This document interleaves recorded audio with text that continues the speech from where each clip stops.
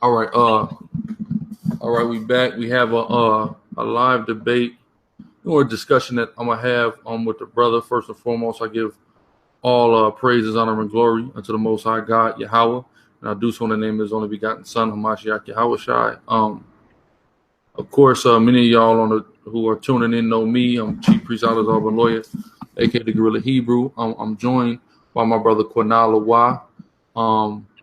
For those of y'all that aren't familiar with the brother, I'm gonna give himself a chance to introduce himself and give, I guess, like a brief background on himself. He's been teaching on YouTube for years. I've known and been, acquainted with the brother for years, and built with the brother as well, and things of that nature. So I'm gonna let the brother introduce himself, and then we could kind of proceed into tonight's discussion. So without any further ado, go ahead. Taura, Shalom, Yashar. It's your boy Kunalawa. I'm sure a lot of people know who I am. Like Brother Alazar said, I've been on YouTube for a while, about 4 years now. Been on Facebook a little longer than that. Just teaching the word, trying to wake the nation, everything for the glory of Yahweh. Trying to extol His name above all. We've just been teaching around, going around, doing all kinds of stuff, and now we're here to have a little discussion about certain topics. Take it away. All right. Salaki. All right, most definitely. All praises. I got a few questions lined up.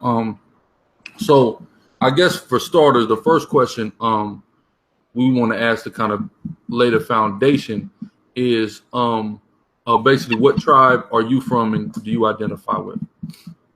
I identify most with Levi. Okay, perfect. How did you come to the conclusion that you are likely a Levite? Well, started out with a bunch of people, just saying so, just like, hey man, you kind of fit this. Hey man, you kind of fit this, from a lot of people. And then if you just go through scriptures, man, one of the main, prerequisites of that is the temple knowledge. Only Levites, were the ones to minister the temple, and especially the knowledge and stuff, especially the priest line, from Aaron. So just off of a few things like that, you know what I mean? I wouldn't have been able to even touch the temple if I wasn't. Okay, all right, perfect. Okay, my next question would be, who are the Negroes that are victims of the transatlantic slave trade? What would be their biblical identity or nationality? The West Africans, right? The transatlantic slave trade. Yes, sir. Those would be Hamites, mainly Canaanites and Philistines. Okay, mainly Canaanites and Philistines. Mm-hmm. All right. I just say Egyptians is a broad term, but Philistines are pretty much Egyptians anyways. So. Yeah, they come from Israel. Okay, makes sense. So my next question would be, who are the southern and northern kingdoms of Israel today? Well, are we just talking like Western Hemisphere or all over? Get as I guess as descriptive as you can, all over. Okay. Well, there's like a huge bulk of us over here in the West, of course we know. So-called Native Indians, so-called Chicanos, Latinos, whatever you want to call us, There's also a lot of so-called Negroes or so-called Black people that are a part of that as well. They were here before Columbus, and they're also part of the Northern Kingdom. So everybody pretty much, not everybody, because there was some Hamites here, the Olmecs, but for the majority, the native peoples of the Americas prior to Columbus, those are, Israelites of the Northern Kingdom. Of course, we know through Second Esdras that, we came here. This is Arsareth. We also have a lot of brothers scattered elsewhere, because not every single Northern Kingdom brother came to the Americas. There's also brothers spread out through the East. A lot of them went to Japan. A lot of them went to Australia. Some of them went to the Philippines. Some of them went to Russia. So we're kind of scattered everywhere, but there's certain little things that you can identify them with, obviously. But we're pretty much everywhere. And then Southern Kingdom is the same thing, pretty much. We're everywhere, were throughout, the whole world. But the Southern Kingdom predominantly came from Egypt, and they migrated. There's still a lot of them in Africa, in the eastern parts, in northern Africa. There's some that are scattered to the east in India and all that stuff, and then also in Europe. Some of them were even brought to America as slaves, but predominantly those are known as gypsies since they came from Egypt. It's a misnomer, just like how Moses was called an Egyptian when he went into the land of Midian fleeing from Egypt. He wasn't an Egyptian, but they called him an Egyptian. Same thing is what's happening now. They call them gypsies, but, and not to say every single gypsy is the Southern Kingdom. But, there are a lot of them that were brought to America that people don't know. And they assimilated into the natives and into the Chicano tribes, you know what I mean? The Latin tribes, to hide identity, you know what I mean? So there's actually a lot of brothers that are walking around that think they're, Latino, but they're really from Europe. They were just brought here as slaves, especially to like the islands and stuff like that too. But it's different labels, different places as well, you know what I mean? So it just depends on where you're at. Okay.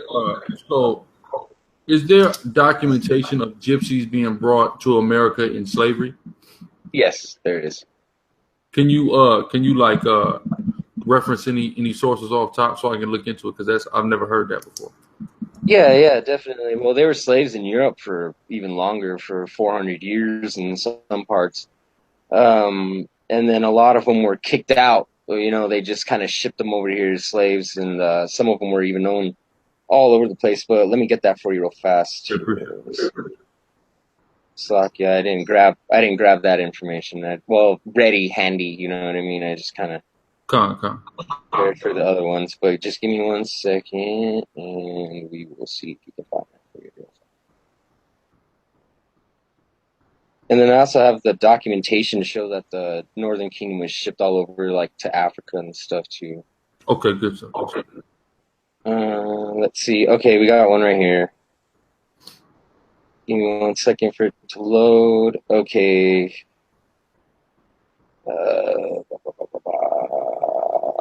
Let's see. Here's the thing. Is a little excerpt. The most complete list of gypsy sentenced to transportation appears in, quote, this is where you can find it. Directory of Scots banished to American plantations, 1650 to 1775, by David Dobson, 1984, Baltimore, Maryland.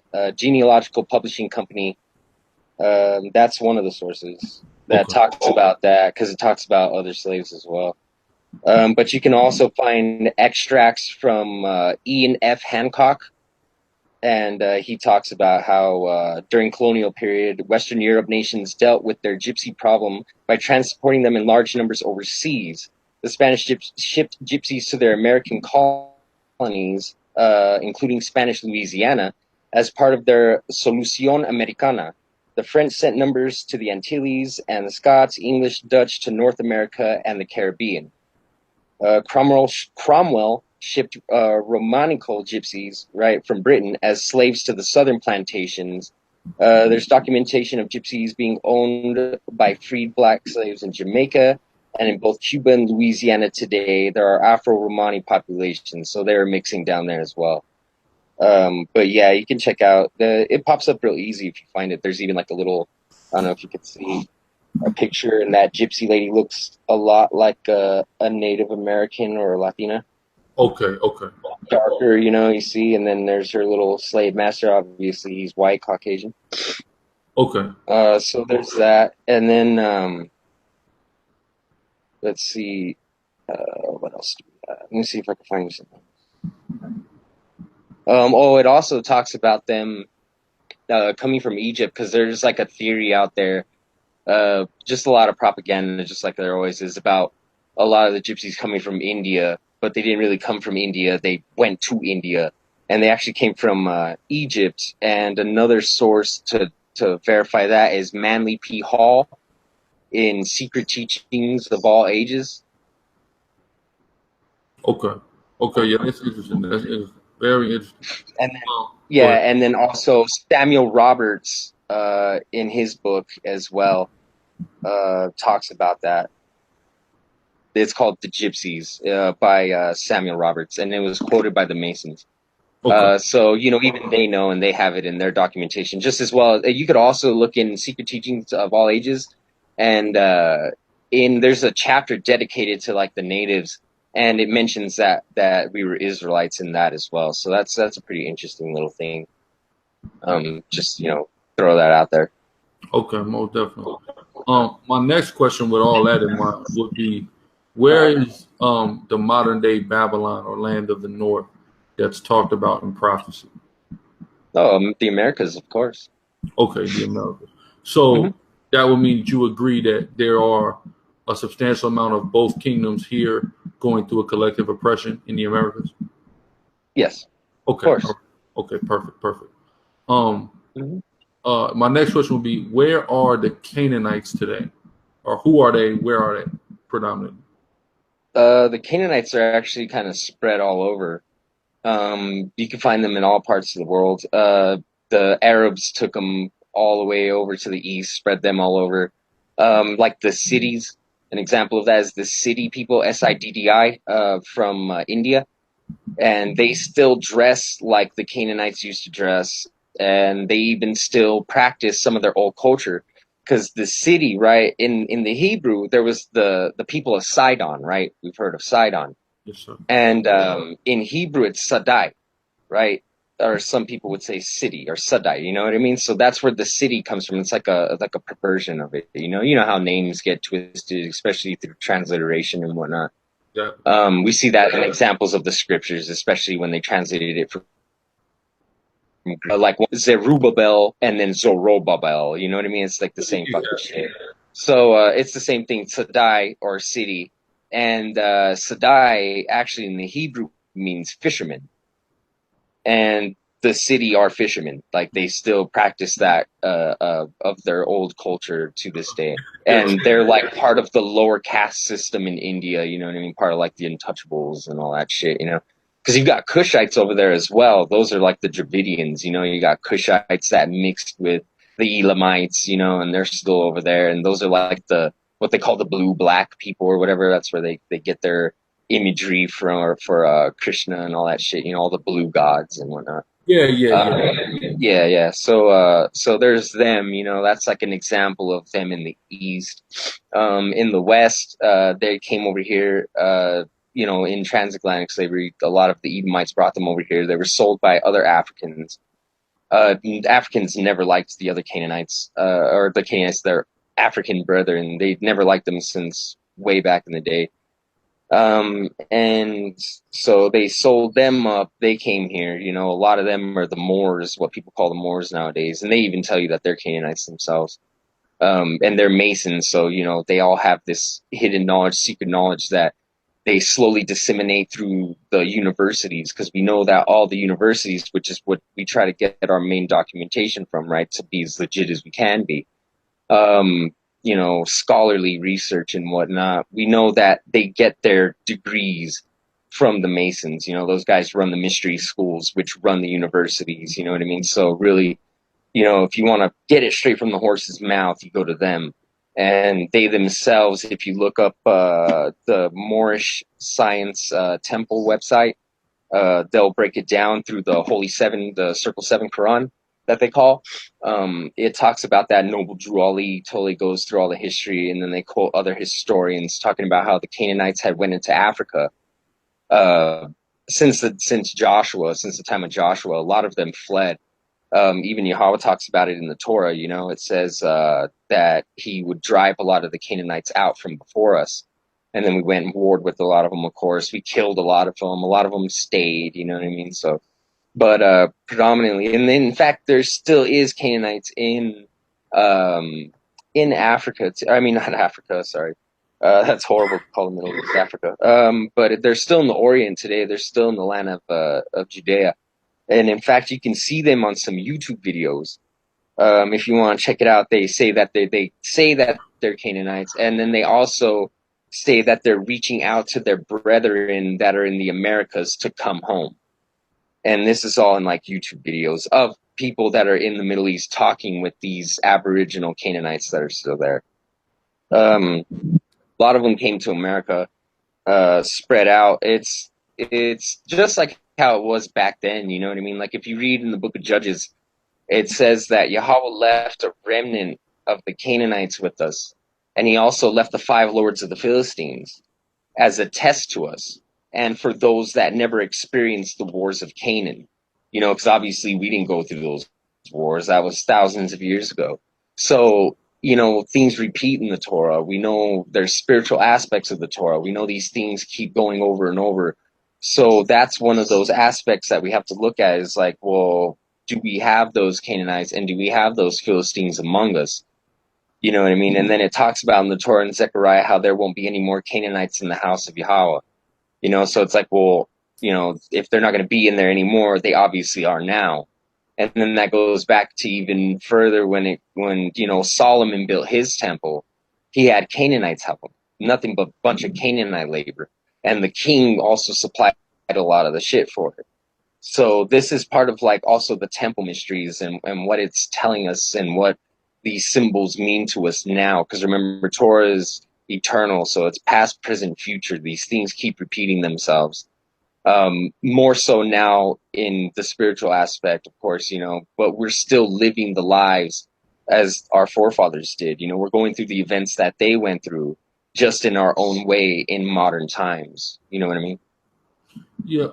So with that in mind, my question would be: how do we differentiate between who of the slave trade, the transatlantic slave trade, the Negroes that were brought here, who are the Canaanite or the Philistine, and who are the Israelite? How do we, you know, distinguish who's who?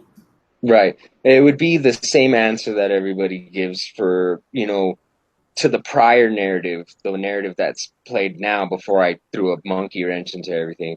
The Latino tribes, right? You have to test the spirit whether these brothers are mixed with fucking Europeans and they're actually Edomites or are they actually native Israelites, you know what I mean? And we got a lot of that shit going on. So that's not, see, that's the thing is that everybody kind of like took it wrong. You know what I mean? It wasn't running around saying all Negroes are fucking Hamites. That's dumb. You know, not running around saying, "Oh, fuck everybody." There's no way you could tell all this shit. You know what I mean? There's ways to tell. There's you know, things that we can go by to help us do that. And one of them is to just go through the research, you know, and the history. And we know that those people from West Africa that were brought here were predominantly Hamite, and it's in the records. Like so many fucking people talk about it. And then we have to look at Torah and the prophecies, right? And we see that Canaanites were cursed to be these slaves of slaves, these lowest of slaves. That's like saying King of Kings or Lord of Lords. You know what I mean? Or you're the But in the fucking opposite way. yeah, but you know, yeah, but exactly in the opposite way. So a king of kings is like there's a bunch of kings, but that's the king of the kings. So slave of slaves is like saying, well, there's slaves, but then these guys are the slaves. You know what I mean? Like these dudes are the top of the slaves. And you know, through seeing this, like that. See, the problem is that we got to see that there's a conspiracy. You know, and we know that through Psalms 83. There's a conspiracy against our people to push us into to push us into folly. Been having bad allergy problems. Push us into folly and to keep us underneath the control of the heathen, right? Well, if we read in Psalms 83, it gives us the list of those nations. Well, amongst those nations are the Philistines and the Canaanites. You know what I mean? And so we have to really take a step back and look at this and be like, okay, well, it mentions this in the Torah. So how is this happening now? And an example of that is given is in the Falasha Jews in Ethiopia. A lot of people think that those are Israelites, and that's not to say that there aren't Israelites in Ethiopia that look black and blah, blah, blah, and all this stuff, okay? But the Falashas themselves are not Israelites. Yeah. Well, And if it's I in the name. can comment to that real quick. Right, right.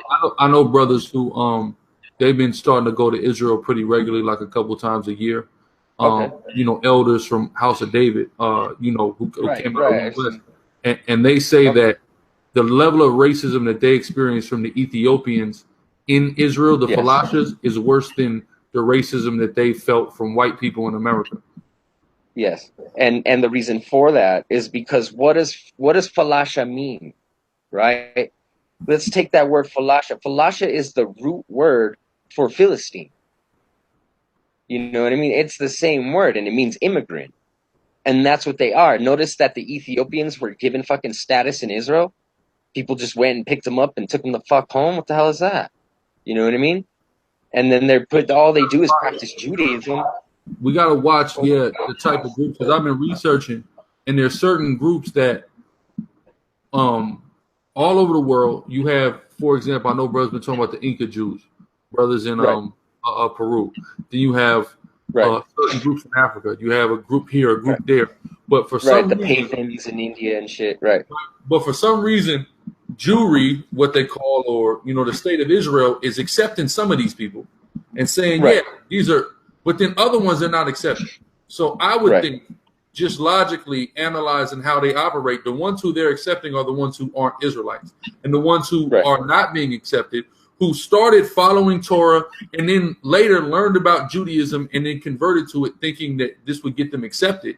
I right, believe that those would probably be the ones who we can deduce would be Israel right. versus the other ones who they're just taking open arms. You know what I mean? Right, right, exactly. And then you just, like I said, you go through the history, and these people were always our enemies, the Philistines, and they've always been known as immigrants. They went from Egypt to Crete, and then they went from Crete to our land and took some of our shit over. And they're still doing the same shit now. See, that's the thing, is there's nothing new under the sun, they say, right? Well, that's one of those things, is that these nations keep doing the same things that they did in ancient times. That's another indicator too. The type of culture and the type of spirit and the type of attitude that these people have, in us included, right? We will portray the same attributes that our forefathers had.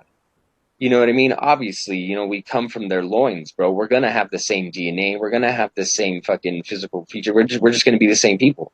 So, we have to take a look at that. And that's one of those things that I wanted to bring up, is like the Philosophy Jews, man. Like, those dudes are fucking Philistines, man. That's even in the name, the Philistine Jews. For the fucking, bro, they're just Philistines that convert. And then they got accepted by the Jews.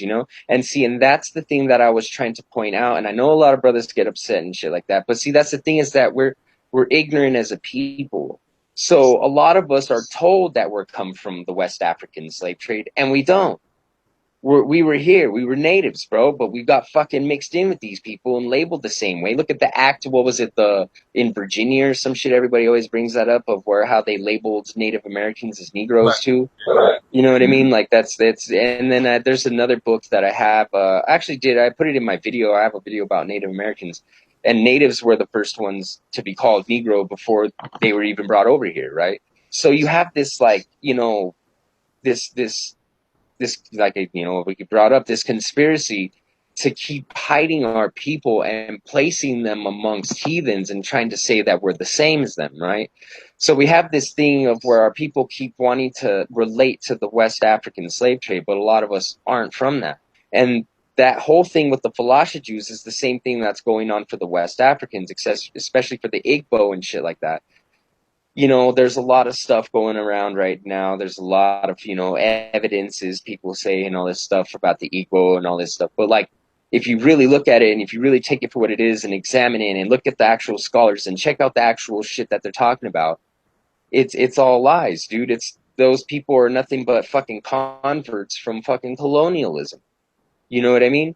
Like, they Yeah. got fucking conquered. They converted because they saw a type of similar parallel between their story and our story, and then they just ran with it.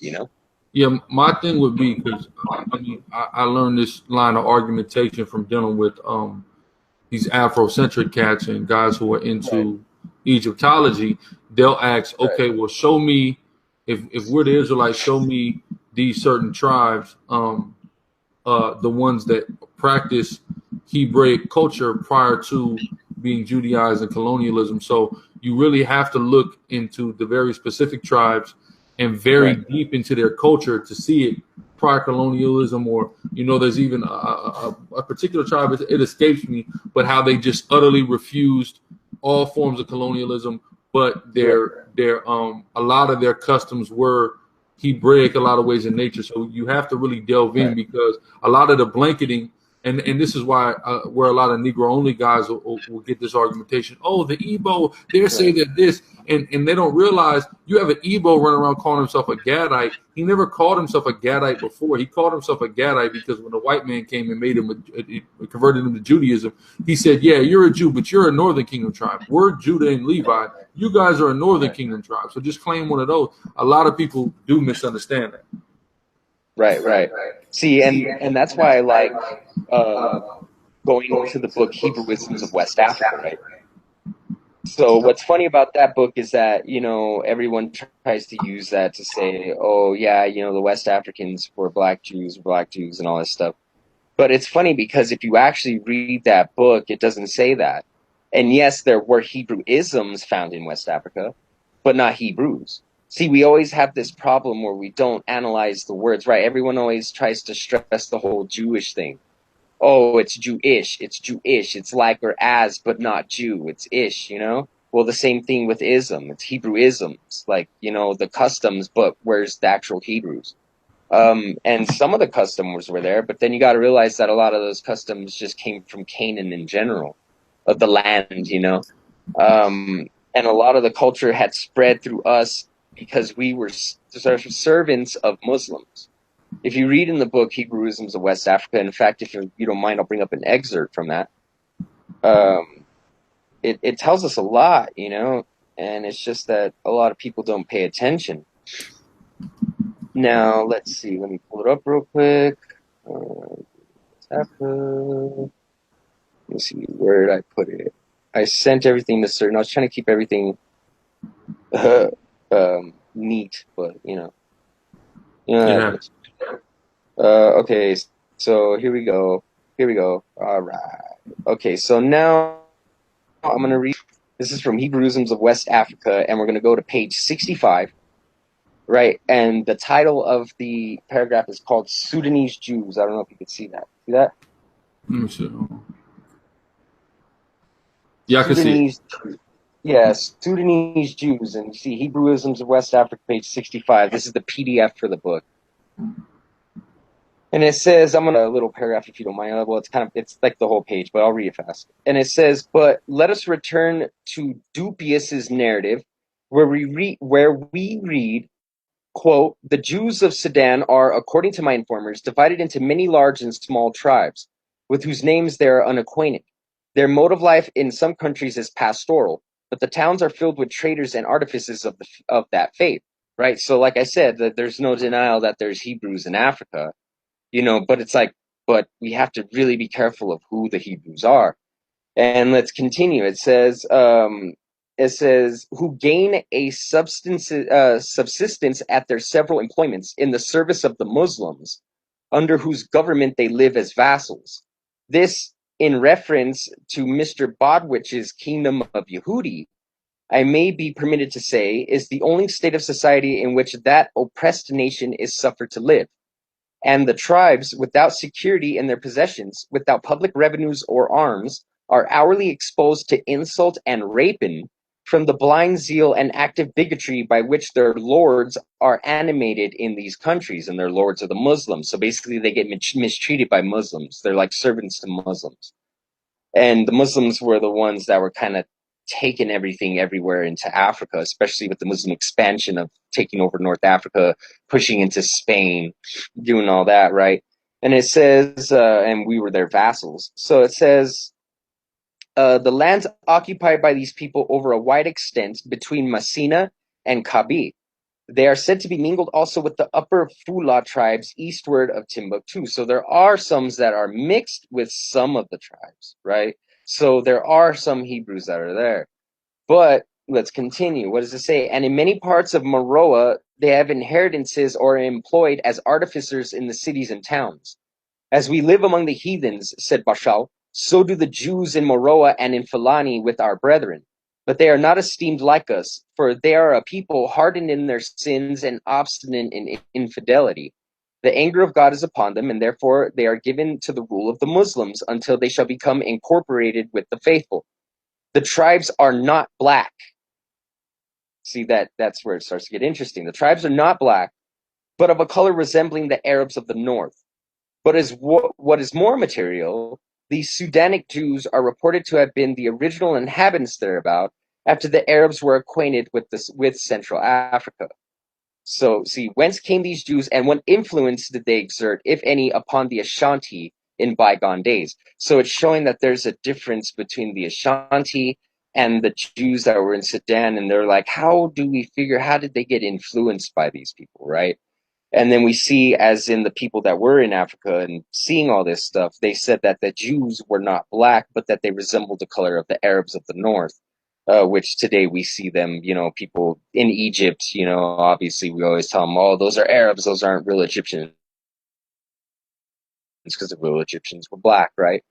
Now, another little thing, because we brought up the whole, Ashanti thing, there's another excerpt from this book, and let me see if I can find it. Let's see. See, I have some on the ones of the islanders and stuff like that, and it talks about that. And then it talks about, goes into apology. This book's actually really good, man. If you check it out, it has a lot of interesting stuff. Right here. So see, it says, as noted, so this is chapter 2, the introduction for chapter 2. It says Jamaica and Obeah, right? Jamaica and Obeah. And it says, as noted in the introduction, Jamaica Obeah is directly traceable to the Ashanti, and the word itself is presumably derived from Obayifo, a witch. Captain Rattray tells us the word for witchcraft in Ashanti is Bayi, and for witch Obayifo and Bonsum, which are feminine and masculine respectively. The Bonsum appear to be much less common than the female Obayifo.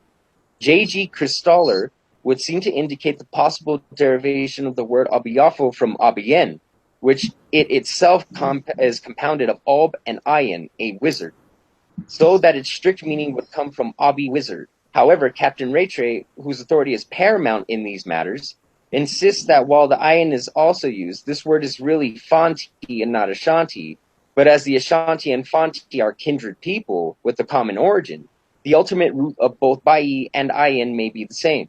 In any case, the terms Obeah, and Abia, it's all spelled different ways, same shit.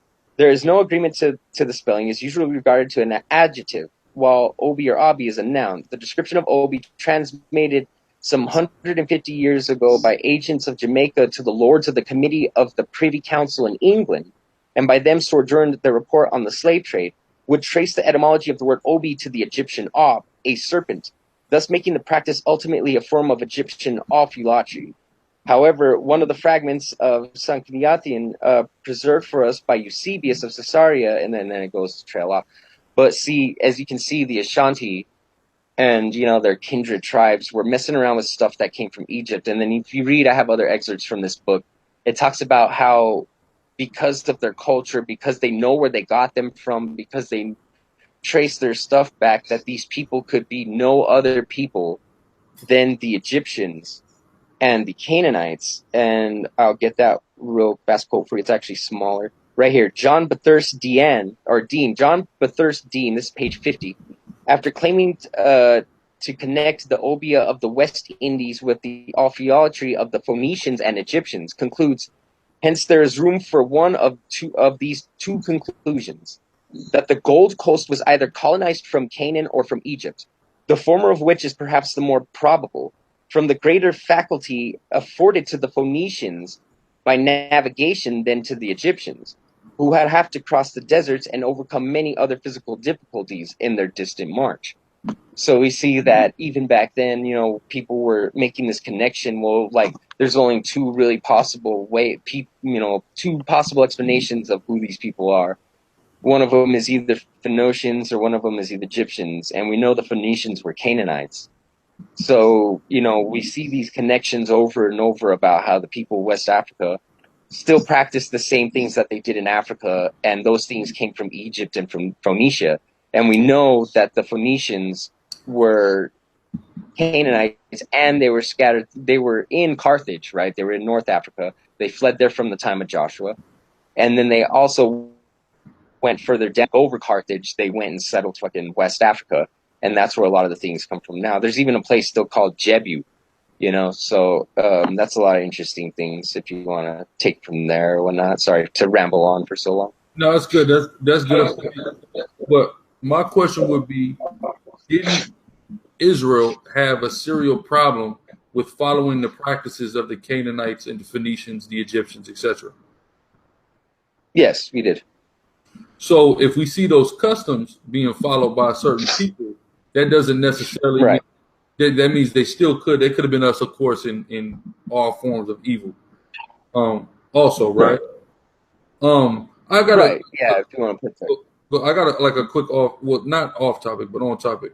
What about Okay. like the Canaanite practices that we see certain peoples of like the Amazon practicing? Would we say, would Right. you say those are Canaanites or those were just Israel going off, quote unquote? Yeah, well, see, a lot of them are mixed, you know what I mean, with the Hammocks, because we know the Olmecs who came over here came from Phoenicia. They came from Carthage. They were the Canaanites. And that's where you get a lot of the mixing, and that's why a lot of the brothers are darker nowadays, is because the Canaanites came here and they actually took over the Mayan Empire, which the Maya, the Quiche Maya, were the Israelites that came from Arsareth, while the Colchin Maya, right? It's a different type of Maya. It's because it means like an immigrant, like a person that wasn't there normally. They landed in the island of Tabasco first, and then they, started mingling with us and trading because Canaanites were always known for trading shit and buying and selling and whatnot. And so we started doing that, and then they ended up mixing with us. We ended up amalgamating, and then they ended up taking over our empire from us. And when the Aztec, strolled on in, they kind of took it from them. But then you had bitter Olmecs that came later on with the conquistadors, and they kind of sold out. They kind of like took over. They were like fuck the Israelites, and they sold out us to the white man. You know what I mean? So there's just like a bunch of history going on, and a lot of that you can find in the book Mysteries of the Mexican Pyramids. I know it's a funny book and you wouldn't think, but it's actually a really well sourced book. It's well documented.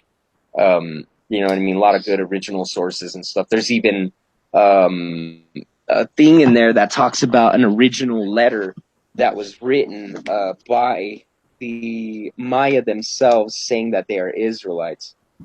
So this book has a lot of good information in it.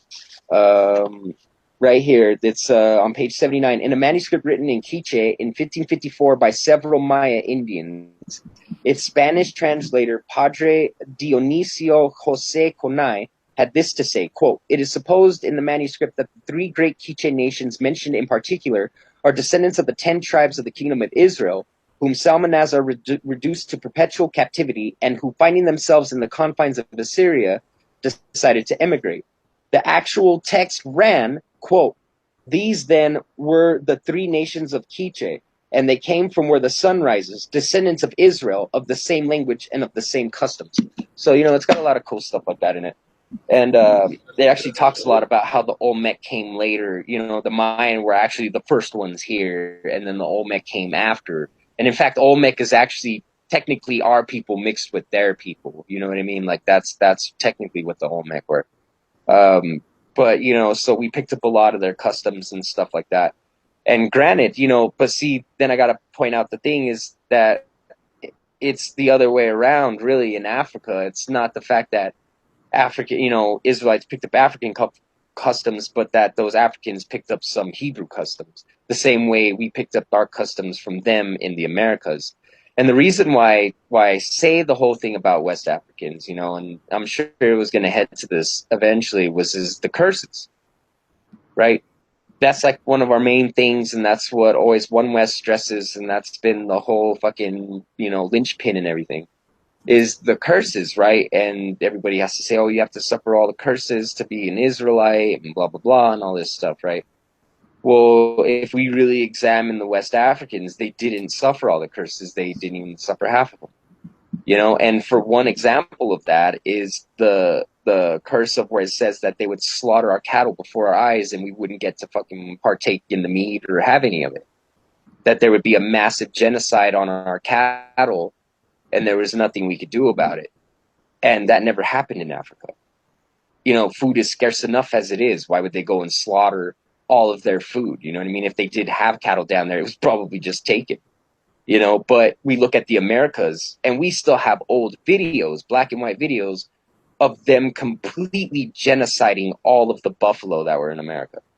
Mounds as taller than fucking buildings and shit, dude, of just giant buffalo skulls just piled up to the fucking sky, man. You know what I mean? Trying to starve us out, trying to take us down. You know what I mean? So we can see that curse happening here, but we can't see that curse happening there. You know what I mean? And then you can't say that it happened here for the West African slaves because they didn't have nothing when they were here. You get what I'm saying? They got here having nothing. They got stripped of everything. They were fucking treated worse than everybody. You know, the lowest on the totem pole of the slaves. And they didn't suffer any of that. One of the other curses is that a nation from afar would come into your land, and the stranger that is among you would become the head and you would become the tail. Well, if we're to go with the written narrative now, Israelites were strangers in Africa. That was never their land. You know, so how can a stranger be over there? And what about the original people? But we can see in America how we had this land here.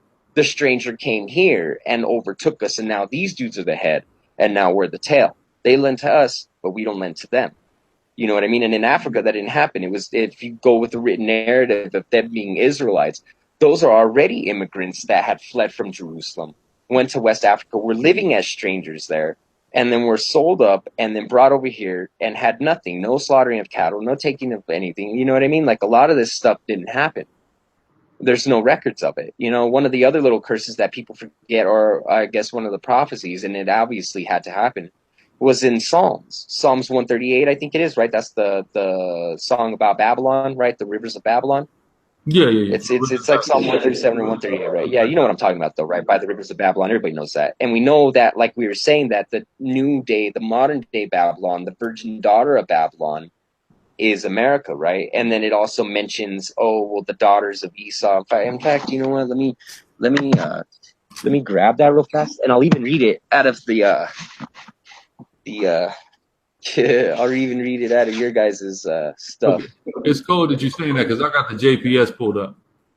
Oh, dude. Oh, cool. Well, that is awesome. Where's mine? Okay, so yeah, well, you know, we go to Psalms and it says what about the children of Edom, right? And it says, don't forget to punish them, right? Because of what they said, raise it to our temple, right? And they went in, because if we read in the book of, you know, in the Apocrypha, in the book of First Esdras, it talks about how the Edomites were actually the ones that burned down the temple and not the Babylonians. The Babylonians came in and fucked shit up for sure, but they weren't the Took ones that some of burned that the temple. gold up out there, but they didn't just want to burn the temple. Right. The Edomites were the ones that were like, fuck these guys, and they razed our shit to the ground, you know. That's why it says when we were trying to flee, you know, every time we try to flee from the oppressor, they cut us off, you know what I mean? They try to wheel their way around and fucking chop us down and shit. Okay, so let's see. Yeah, it was Psalm 137, right? And it says, well, let's go to verse 7, right? Psalms 137 and 7. I'm in the JPS. It says, remember, O Yahweh, against the children of Edom, the day of Jerusalem, who said, raise it, even to the foundation thereof. O daughter of Babylon, thou art to be destroyed. And we know that's America, and we know that Esau is equated with America. Happy shall he be that repayeth thee, as thou hast served us. So we know that people are going to do to them what they did to us. So this is something that is known to have happened to Israelites, that they did to us specifically, that you know, that's going to happen to them. And what does the next verse say? That is, happy shall he be that taketh and dasheth thy little ones against the rock. Right? Now, we have records, you know, even from the time of the Spaniards of, in fact, I have a book, is it by me? Let me see, I have a book called American Holocaust. American Holocaust, right? From Oxford University, right? Oxford University Press. And this book is actually really good information about what happened in the Americas, man. They played a shuffleboard game with us. They genocided us. Even though we still have a decent amount of number of people here, it's nothing compared to what they. It was 95% genocide from tip to tip. You know what I mean? From how did we used to say it in our land, from Dan to Beersheba, right? Yeah, exactly. So so let's see. Oh, right here. Okay, so this is like in the book, and it has portraits that they had of the atrocities that the conquistadors made against us, right? Now, this is in the book American Holocaust from Oxford, and it is on page 147, 148. And I'm going to read the little excerpt underneath the little photo here, and then I'll show it again. It says, "The Spaniards took babies from their mothers' breasts, grabbing them by the feet and smashing their heads against rocks." Is that not the same exact fucking thing we just read in the Psalms? It says they built a long gibbet low enough for the toes to touch the ground and prevent strangling, and they hanged 13 natives at a time in honor of Christ our Savior and the 12 apostles. Then straw was wrapped around their torn bodies, and they were burned alive. And here's a photo of that. You could see the Spaniard grabbing the baby by his feet, going to dash his head against the rocks. And then there's the gibbet, the gallows, showing how they would hang us and burn us alive. Yeah, that's important to understand because, like you're talking about, dealing with the curses. The curses are important. Right. We emphasize the curses. Right. That's one of, like, especially when we're street teaching, that's going to be always, like you said, the linchpin where we're talking about you Negro, you Latino, you guys are under the curses, etc. Right. A lot of people neglect the fact that what happened to Latinos, and I've pointed out to people, especially about verse 49. I'll read it, Deuteronomy 28 and 49 at JPS. Yahweh will bring a nation against thee from far from the end of the earth as a vulture, swoopeth down, a nation whose tongue thou shalt not understand, a nation of fierce countenance that shall not regard the person of old, nor show favor to the young, and he shall eat the fruit of thy cattle, like you were going into. So that's very key to what took place to Latinos. I want to point out also, though, verse 46, right, when it says, "And they shall be upon thee for a sign and for a wonder, and upon thy seed forever." With the exile of the northern kingdom and the north coming to Arsareth, and settling here in the Americas, and then you had the southern kingdom remain in Israel in large part. A lot of these aspects, because we know that the curses are an ever happening thing. When we sin against the Most High, we do things displeasing to Yahweh. He brings people against us, or he brings us under these curses.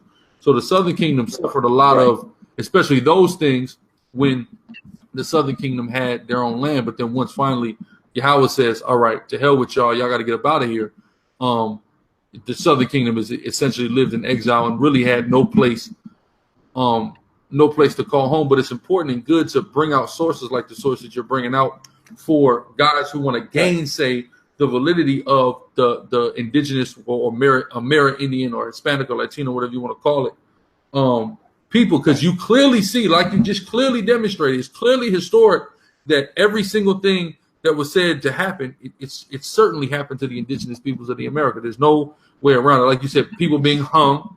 People will say, "Oh, well, where were the Latinos hung?" It's right there. You see what I'm saying? So and there's even more modern pictures of Mexicans being hung in California. I thought only hangings happened in the South. No, in California, people was being hung. So all this stuff, it's important information, and I'm glad we're talking about this, as well as the conversation I had. I don't know if you caught it the other day with the brother Nazar, but it's important to have this because for so long has the emphasis been on black being Israel, et cetera, at the neglect and to the detriment of the fact that we also have all these indigenous people. Now you have this Negro-only ideology, et cetera, this super Africanized Israelite ideology, et cetera, and it's at a total neglect of so much history like that. I mean, that's simple. What you went into is a powerful source, but also it's not something deep. You didn't have to pay $27,000 to get that book. You see what I'm saying? We can get on Amazon. Yeah, I found it at a used bookstore for like $5. Used bookstore, $5. Here it is, right in front of you, and you just don't want to see it. You just don't want to look at it. You just want to look at Africa, and a lot of that has been because you've been, certain brothers have this just cleave to the teat, just like the teat of Egypt.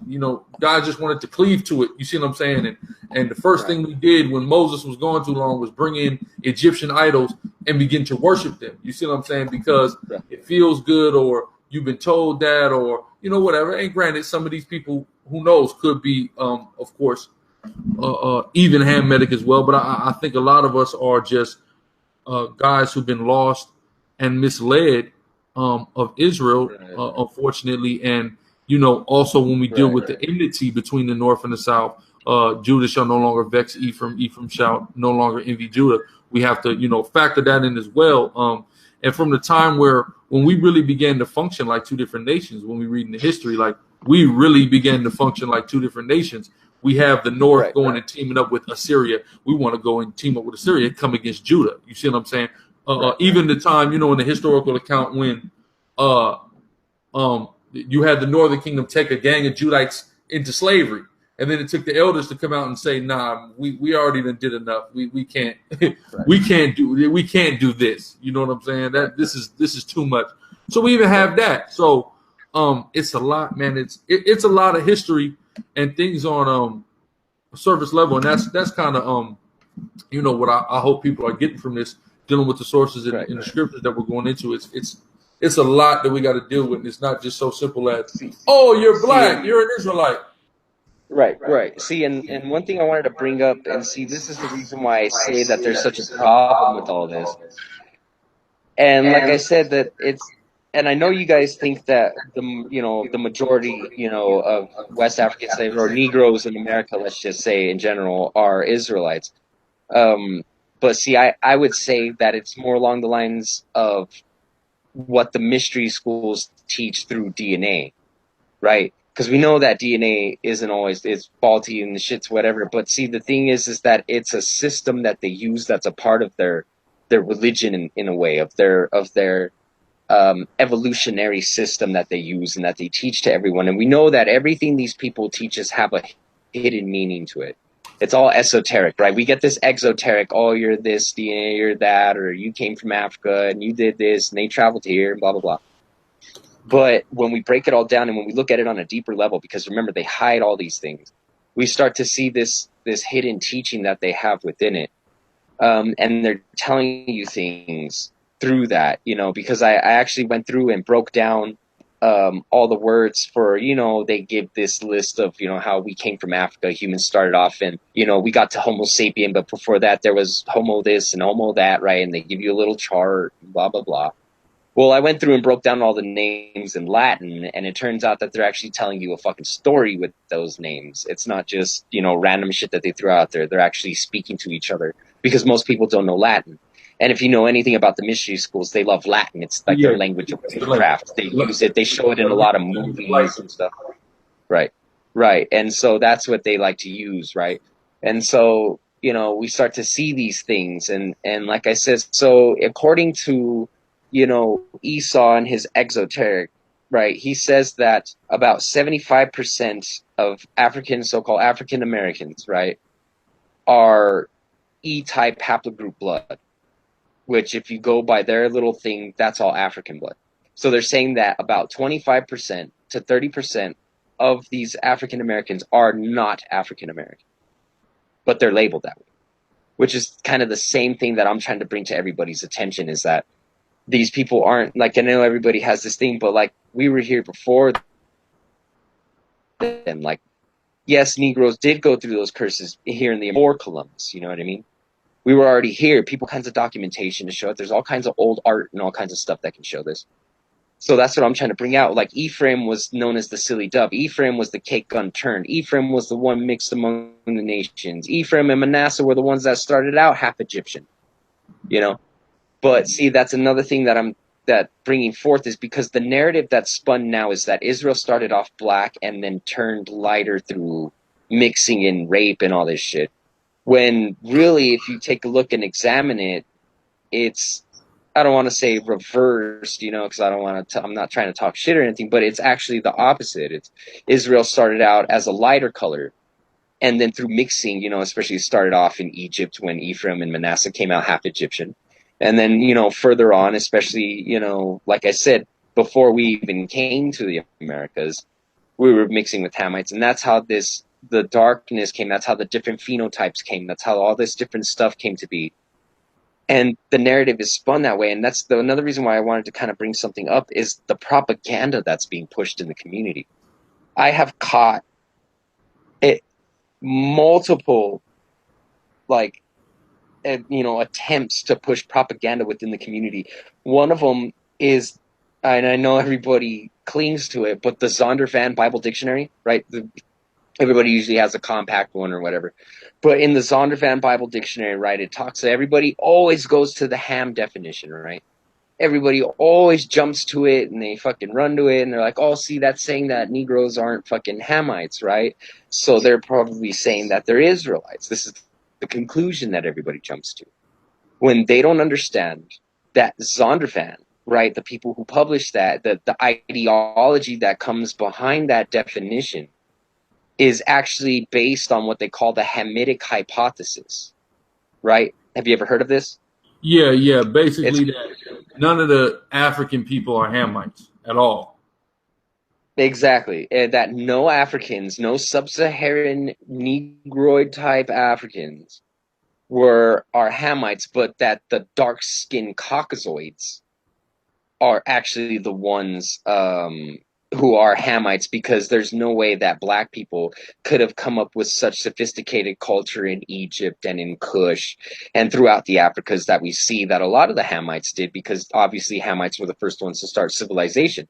Kush started civilization in Sumer, you know what I mean, with Nimrod. So, and what's crazy about that is I have a couple of instances to back this if people want to go take a look at this, because it blew my fucking mind when I saw it. So I wouldn't blow everybody else's. And let me get that for you guys. And where's the link? Okay, so the first one that we can take a look at, right, is from the King James Version commentary from the Zondervan. Zondervan King James Version commentary. So I'm going to click on the link, and I'm going to go to the link, right, and you can see, the King James Version commentary and all that, right? So within this book,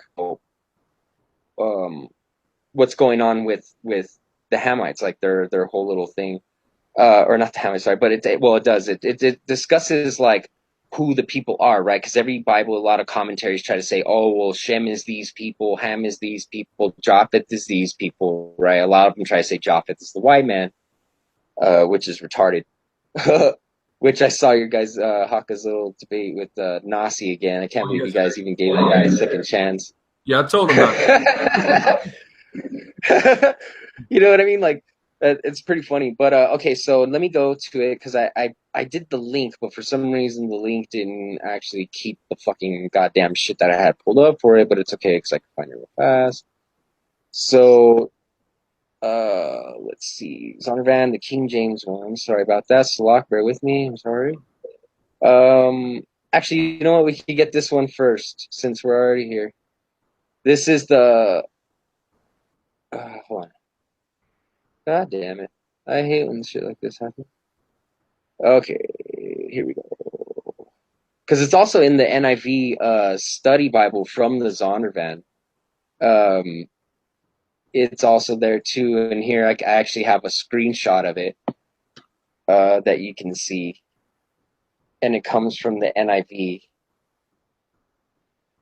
from Zondervan Publishing, right? So it says, and I'm going to read the footnote, right, for Canaanites. It's the servants of servants. It says, servant of servants. Joshua's subjection of the Gibeonites is one of the fulfillments, right? So this is kind of like what you guys even already slaves, you know what I mean? But what's funny is that it's, only one of the fulfillments, and it was only a couple of people. Most of the Canaanites had already fled by that time.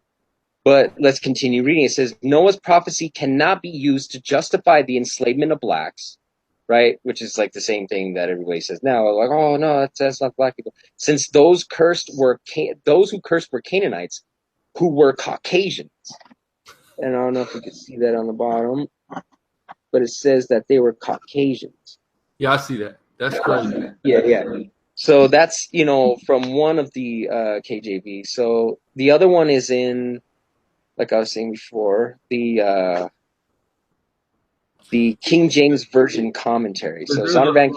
what a lot of people don't know is for a long time, a lot of white, what they would call white supremacists or racist white science and Right. historians, literally believe that black people are like evolved apes. So that whole evolution Right. thing, people hear evolution like everybody. There was a point where literally they only believe black people come from apes. Everyone else don't. Just black people come from apes. So that's basically that goes into what the brother's going into when they say that Hamites aren't even black. Like you have Right. certain white people that'll say, okay, you guys are Hamites, you guys are Canaanites, so we can enslave you or whatever. But then there's literally white people say, nah, y'all not even that. Y'all are just some apes. I've actually had a white girl literally tell me, like, don't you guys come from apes? Right. Like they believe that. See, and that's what's fucked up. And that's the thing that I'm trying to point out is that, I know a lot of brothers don't like that and it's uncomfortable and stuff, but technically that's what's being done by pushing the Zondervan definition, is pushing the Hametic hypothesis, is actually pushing white supremacy. So you see how Esau has gotten us to where we're pushing white supremacy masked as black supremacy, technically. Exactly. See, and this is sort of the problems that I was trying to bring out. Man, I wish fucking shit would just pop up. But yeah, the King James version, and then also it's in the let me get that for you. And I have all the stuff there, it just wasn't popping. The Zondervan NIV Study Bible, and also the Zondervan Encyclopedia of the Bible, Volume 5. And those all state, like what you were just saying now, about how the Hamitic hypothesis was that, Hamites, black people, sub-Saharan African, ancient black Egyptians and all that, they weren't really Hamites. That these darker Caucasians are Hamites, and that the black people, supposed black people, don't even come from fucking Adam, or if they do come from Adam, they come from Cain, right? That this cursed seed of Cain that was cursed to be black and all this shit. But that's the same thing. Is they say, oh, he's not even from Adam. In fact, there's even a book that people can look up. It's called The Negro a Beast. Yeah, right? yeah. That's the name of the book.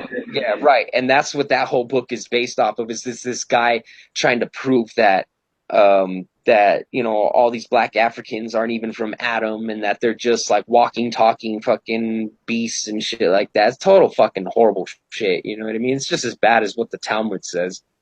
You know what I mean? So that's like part of the problem. That's part of the shit that I wanted to bring to the forefront and stuff, is that type of stuff that's being pushed. Like, why are we gonna sit there and try to subscribe and push this Hamitic hypothesis based definition when that's not our goal? Our goal is to show, right? If the goal is to show that Negroes don't come from Hamites, as in like the people labeled Negroes, and how everybody spins it now, if that's really the narrative, then let's show it. You know what I mean? But the thing is that it's not. We have constant one after the other of the Zondervan Bible teachings and their commentaries and shit talking about how these Hamites are Caucasians.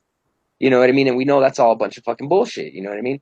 And so it's not. Can't find it because I have the links to the things, and then I can get it for people later. But I actually have the screenshots from those themselves, and I could just read real fast. And it's sad. And then another thing is, it's not even just that. We've got purposely altered images. Like, look at this one. This was posted by that dude Joshua, right? This is supposed to be the Hebrews on the walls of Egypt, right? Oh, nice. Look how black that brother is, right? Well, the original painting is right here, and the brother's fucking yellow. There's that Egyptian. The dude in the other picture is darker than that Egyptian. You know what I mean? So we have, and he tried to pass this off as real. And you can ask Ayash and all those brothers, because I fucking destroyed them on the boards. But we have blatant, like, misleading of information, huh? Now, because to me, the thing about that is it can kind of go both ways because one can say, okay, this is that. Then somebody could say, well, over the course of X amount of years, it may have gotten weathered, so then it looks lighter. Or Esau came Right. in and whitewashed. So that's kind of the thing with me with sometimes with imagery is how how do we know for sure what's occurred to that image? You know what I mean? Over the course of time. Well, see, and then I would bring up the fact that you brought up is that you can see the actual weathering of paint chipped off, and then why aren't the Egyptians lighter? Like that's the same color as the Egyptians are portrayed through all their things. So if they were going to lighten the Hebrews, why didn't they lighten the Egyptians? And why can you see the same weathering on both of them? Yeah, well, You get what I'm saying? yeah, See, yeah. that's my And thing is that people try to keep scapegoating. People keep trying to scapegoat image whitewash thing, but then they'll turn around and go to the icons of Russia and shit as if those weren't altered. You know what I mean? And it's yeah, like, those okay, are well, where is the line drawn? You know what I yeah, we mean? see Where is somewhere this? Where's it's archaeology not accepted and where is it accepted? yeah, we got to take sometimes we got anything extra quote unquote extra biblical, you take with a grain of salt, but information is good. But the thing is also like this is what also has to be understood. If we see that picture right there, right, that you just showed, and we Mm-hmm. see the color of the brother that's in that picture, we know Right, we got families, right? We seen and been right, around all kind of indigenous people, so-called Negroes brought to America, people in the hood, etc., mm-hmm. right? And we know Right, any one of us got people that color that range from that color from dark to light. We're all these various right, shades. We're not like this limited. So it's problematic when brothers are coming with this only dark skinned Negro ideology when we know in any nigger get any Negro off the street and go, okay, well let me see a picture of your family reunion. Is everybody look like Wesley Snipes at your family reunion? You see what I'm saying? right. No. And even But in see, even like in the islands, right? Because even like if you let's take a look right, at Haiti, right? My family goes back to Haiti. People will right, take a look at Haiti and say that because Haiti probably we Haitians probably have mingled with Esau the least out of everybody, right? Or there's a very small portion that really is mingled with Esau. But even uh-huh, then, there's a vast array of uh what's the word I'm looking for? Variants as far as skin tone, phenotype, etc. right, Just amongst that population. So right, people are trying to just make it look like there's just supposed to be this Sudanese Sudanese right, family tree picture, and we right. all know if there's going to be a variance. Right, right. See, and I agree. And there is variations because we have, see, that's the thing is that, I know brothers don't like it because every time I bring it up, everybody wants to shun it.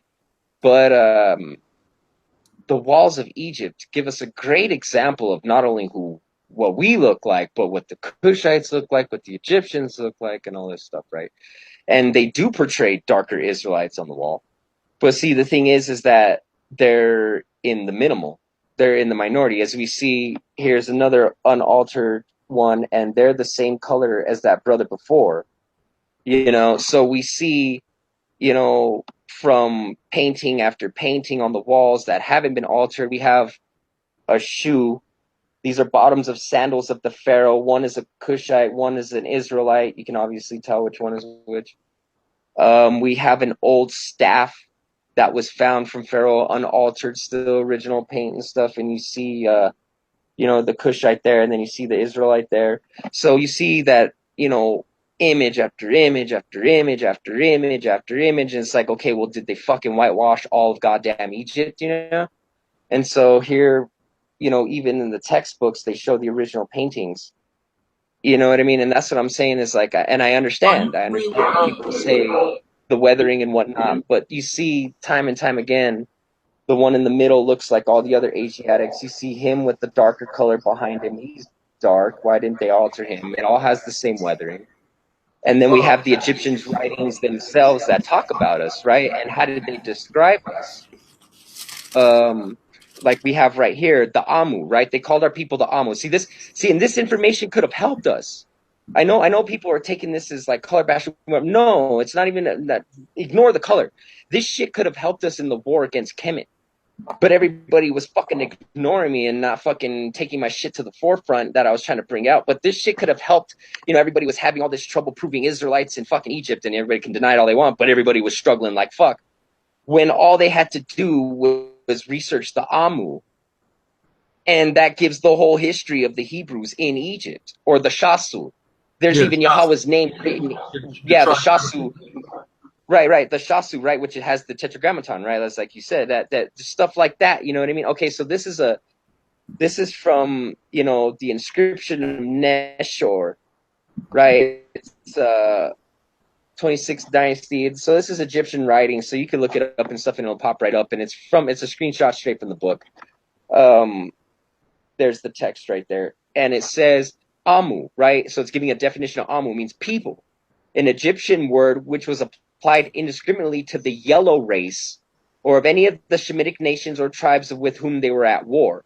It was derived from the Shemitic noun which means people also, right? And if you look up our Hebrew word, which is ayan and my, the and the ma, right? The ayan and the ma, it means people, right? And then amu, right? Because the suffix is the wow, that means his. It gives a possession, right? So amal means his people, which is the his is referring to Yahweh, because obviously the Pharaoh had interaction with us before from when Abraham had went down there for the famine. And they knew about our God because Yahweh cursed Pharaoh's house, right? And so we see that they knew about us. They called us the Amu, right? And we were known as the yellow race. And then you have the Shasu. The definition of Shasu was a generic term applied to the Arab or Bedouin tribes who inhabited the desert between Syria and the northeastern front of Egypt. They were a great source of annoyance to the Egyptian kings, right? And it says that, and if you look up the Shasu, because they use it as a general term for, and it's actually semi-nomadic is actually what it means. But they actually use the term for a lot of, a couple of different Shemitic tribes, but mainly it was used for us because you have the Shasu of Reuben, of like over there in the Reuben, they call them Shasu. They called the East, basically the Eastern tribes. You know how we had the tribes on the Eastern front, Reuben, Gad, and half of Manasseh? Yeah, yeah. Those were technically the ones that were known as like the Shasu. And then the rest of us were known as the Amu. So if you look at the term that they use now in academics is Asiatic, right? So if you look up Asiatics in ancient Egypt, boom, it'll pop it up, and all this shit will pop up, and it'll give you all the information of where we were. Dude, the Exodus is found in there.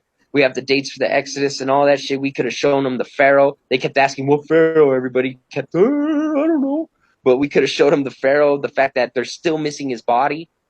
We could have showed him the plagues that were happening, that that Pharaoh's son's the one that his firstborn son died before him, before he was dead, because Pharaoh died in the Red Sea. But his second son that survived him, his body was covered in lesions and like a bunch of, his body was like damaged, it was very heavily damaged, and it came from the plagues. Right. So we have all this information that we could have found, man, if everybody would have just, everybody was looking for the word Hebrew in fucking Egypt. Well, they didn't call us Hebrew. They called us Amu. Yeah. Right. So They this explain is that the to type of, people. Israel is not right. until we leave, and then we're on the scene, and then we conquest Canaan. Now we're the Israelites. You see what I'm saying? We're just Right. like in America. You're just whatever I want to call you. You're niggers and spicks, or now black and now African American and Latin American, whatever the hell I want to call you. You're not. Right. Chinese people. They don't have that problem. They have a nation as strong as they can. But when you don't have nothing, you're just whatever I want you to be. Right. And that's what they were doing to us back in Egypt as well. And they were just calling us, oh, his people. Those are just his people. You know what I mean? Just those guys, And, but, if you look up the Amu and the Shasu and you check out the images of Egypt, you'll see that and the whole color thing, because that's kind of what it went to. But the reason why I was pulling up, like I said, was the whole thing about the propaganda, because like I said, that there's images that are being pushed that are said that are Hebrews and aren't. And this is one of them, same guy, Joshua, right? And he tried to use this image, right, talking shit about me, saying blah blah blah. He doesn't know those are Hebrews, and we see that there's like a really dark black guy over there, Yeah, and then no, there's that's like different. an That's Eastern colored. different nations. Yeah, I know Right, that from dealing with the Kemetic dudes. Actually, it's just one nation, and it was the Hittites, because that's the Battle of Kadesh. And if you look that up, it was the Hittites. The Hittites had actually taken Kadesh. Well, the Egyptians took it, and they had it like as a vassal, state or whatever. And then the Hittites took it over, and then Ramses the second, I believe that's who it was, went into the Battle of Kadesh. And you could look that up. You can find that information in the Encyclopedia Britannica. It says that I did a post about it the other day. That it was actually the Hittites that they were fighting. So we have stuff like that, or another good instance of that, right? Which is very heavily used. This is used throughout. Everyone knows this image, and people still push it to this day. And if you give me 1 second, I'll find it. And it's the Tomb of Rekhmir. That's what it's called, right? The Tomb of Rekhmir. And people always try to use this to say that the Hebrews were black in Egypt. Oh, look, they're making straw bricks and blah blah blah and all this shit, right? But the thing is that they're not even Hebrews, bro. Like the Tomb of Rekhmir was constructed after we left fucking Egypt, and so all those people that are building it are in fact Egyptians.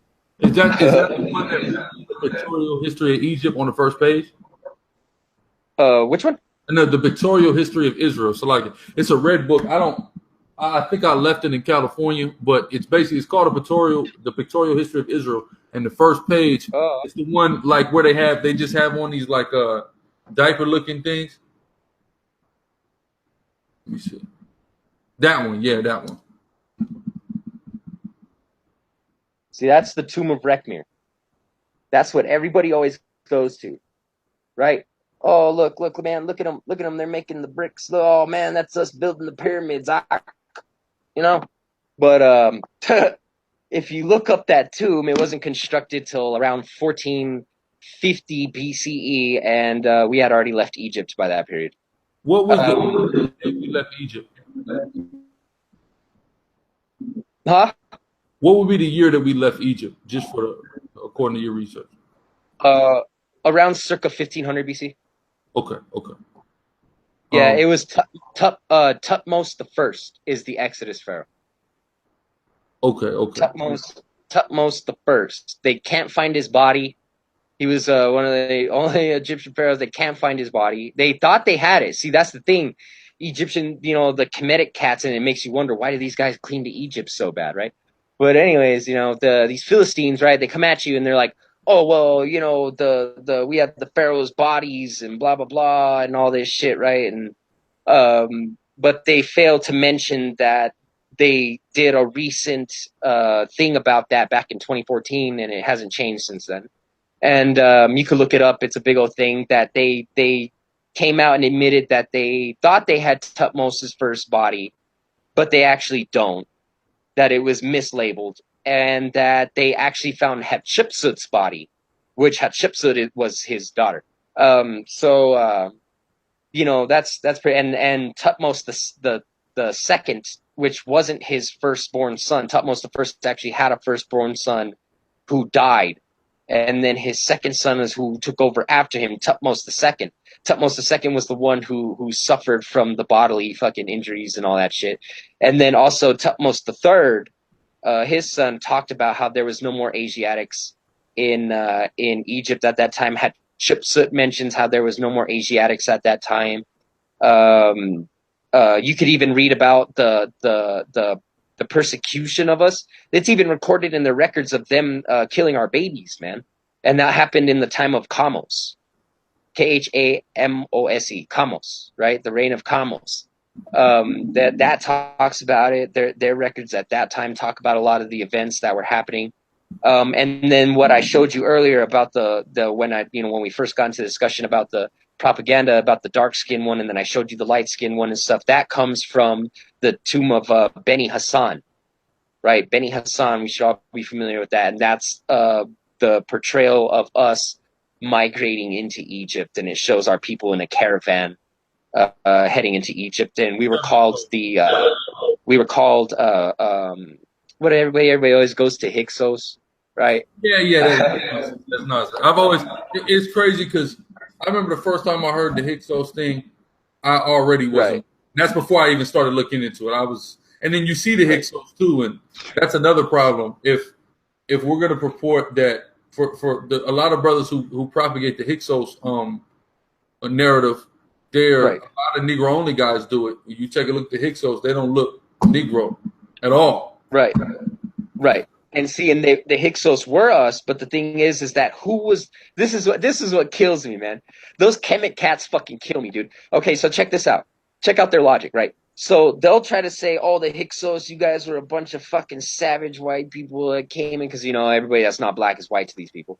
Yeah, So yeah, even though we were yellow and brown, so they're like, "Oh, well, you people came in and you took over Egypt. You guys were assholes, and we kicked you out. You guys don't fit the Exodus narrative, nothing, right?" Well, then you got to question them. Nobody questioned them. They didn't question them of, well, where does this narrative come from? Where did you get that fucking history from, right? There's only one legitimate source for that history that they'll go to because the rest of them are Christian sources. And they're based off that source. And that source is Manethos, right? Here's the kicker. Here's the kicker. Manethos' writings, the only manuscripts of Manethos that survived, the oldest manuscripts of Manethos that survived, come from Josephus. So if they're going to fucking go with that Manethos narrative, then they're going to have to accept Josephus because that's where the manuscripts come from. And if you accept Josephus, Josephus rips Manethos a new fucking asshole using his own writing, showing that he was a goddamn liar and he spun the narrative. And if you want to throw out Josephus, then we could throw out Josephus, but then there goes your Manethos, and what the fuck are you talking about? Some Hyksos shit. now you have no source. Right. And people, dude, we could have been laying blows to these motherfuckers that whole time, man, but nobody wanted to fucking take me off the bench. But, Yeah, now that we have the information, we can now begin to clear up all of these facts that the Hametic community pushed a lot of our people away from the Hebrew movement because of that shit. Now we can come at them and be like, boom, Exodus Pharaoh. Boom, there's the narrative in the Egyptian writings. Boom, fuck your Manethos and your Hyksos bullshit. You know what I mean? Just start ragging them, dude. That's what I've been doing this whole time. I've just been fucking bombing them, dude. And they've got nothing. They come up with nothing. And then if they really want to get smart, just bring up the ancient Egyptian mystery schools. yeah, Then they really go fucking up. that's what I like to do. I've seen everybody having a historical argument, which is why that's why when I talked to Jabari last year, I said I wanted to have a priest. You say you're a Kemetic priest. I want to have a priesthood core. Let's do Oh, a I'd priesthood. love to get at Jabari, man. But he deviated. He didn't want to have a priest. He acted like he wanted, but he totally deviated. You don't even want, because I don't even, number one, think you even understand your priesthood.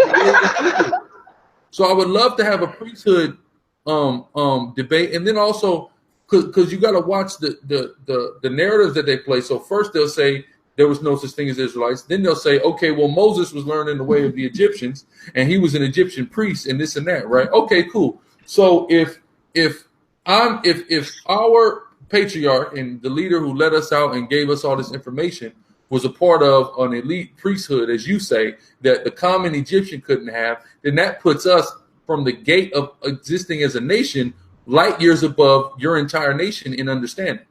Period. You see what I'm saying? So even their own narratives work against them. You see what I'm saying? Right, and I totally agree, man. And I kind of like your idea, man. And I wish we could get something together like that. Maybe we could do something like you said, Hebrew priest versus Kemetic priest. You know what I mean? And let's get that. Let's get the priesthoods going. You know what I mean?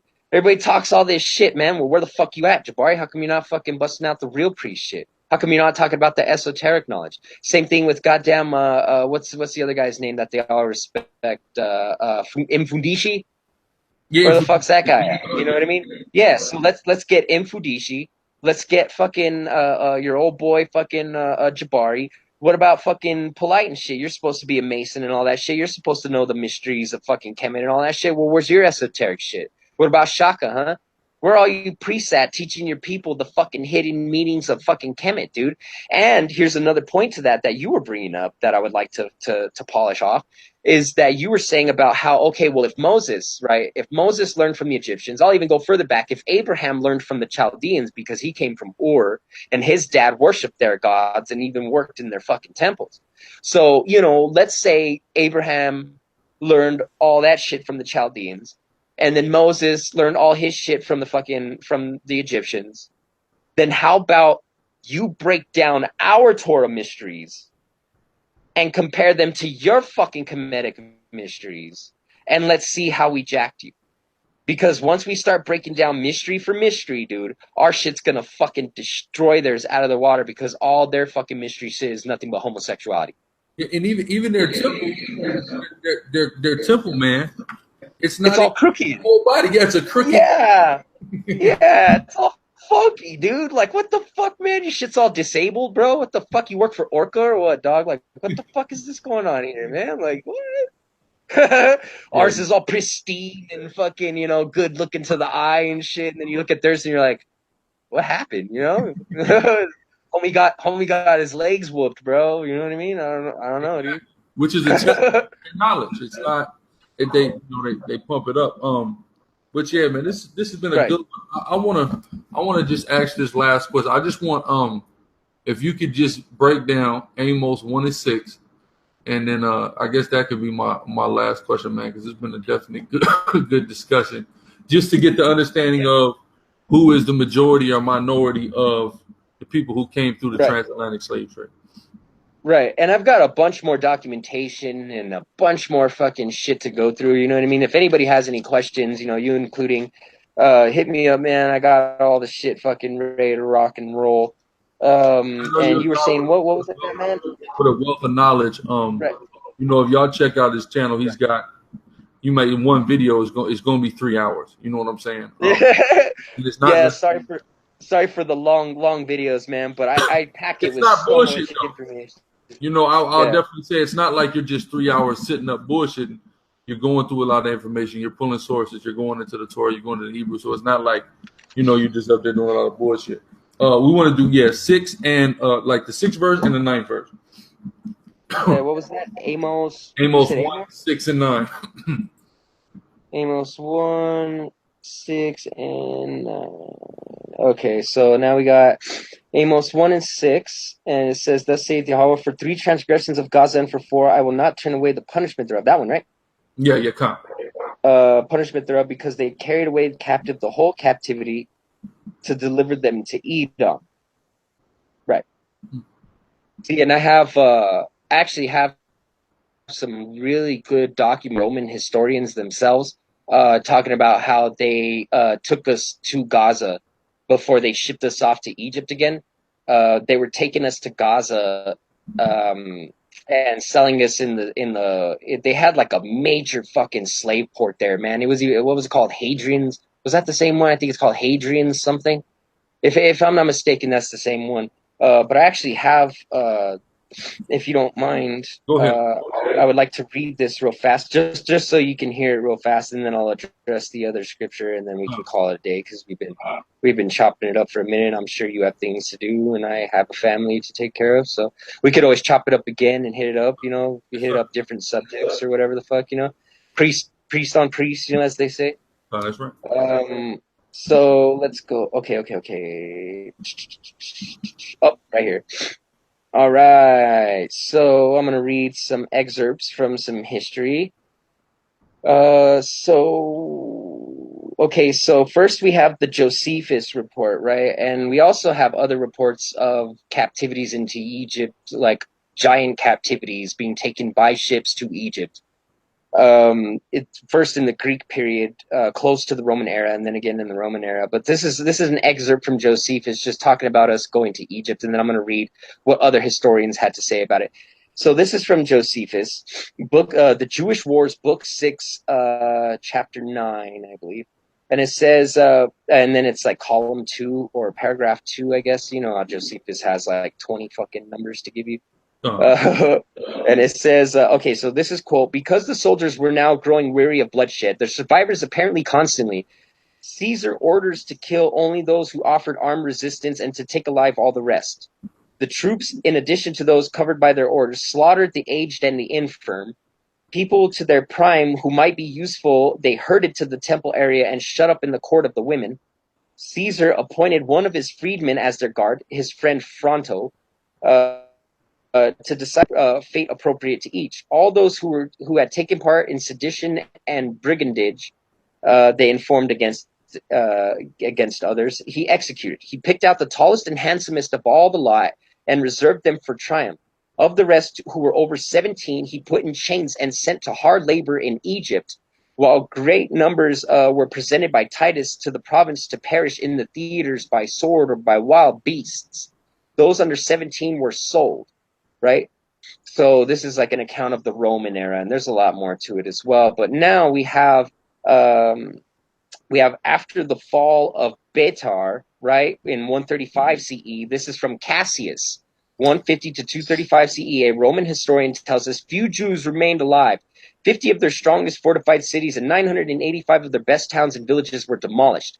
580,000 died on the battlefield, besides countless others. That's fucking 500,000, dude. Besides countless others who perished of hunger and pestilence. The entire land of Judea was almost transformed into a barren wasteland.